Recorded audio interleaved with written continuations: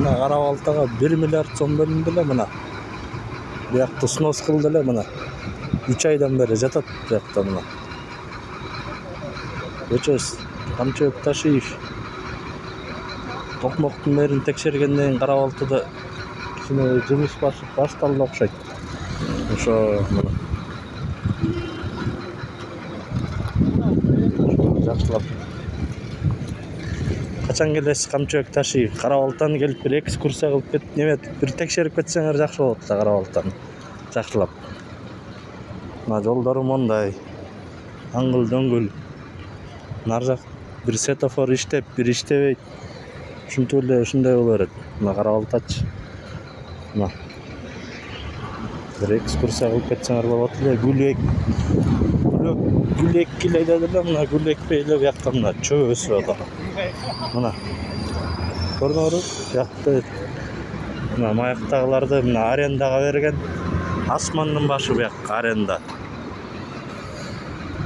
Бирөө 142 миң, анан дагы бир канча миң кичинекей мына местолор бар.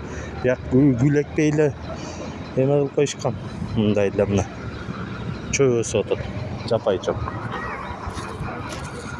Ошо мына биякта арендага 140 миң дейби, 142 миң дейби, ошондой арендалары мына. 2ге 4 ушундай местаны 140 миң деп аукционго коюшуп, ошондой немелерди ушинтип мэрия менен ушинтип неме кылышкан да.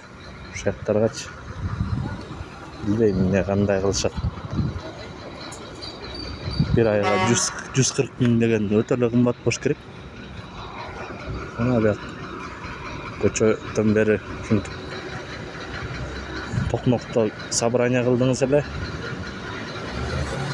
Мына акырын бүгүнтөн баштап иштеп калышты.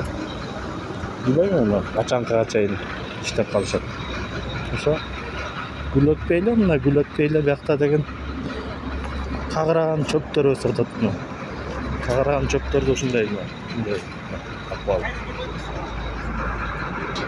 Кара балтанын центрин жакшылап карап кетсеңер, мына бияк стоянка да койгон. Биякта стоянкасы асфальттенген жок, эчтеке жок мына.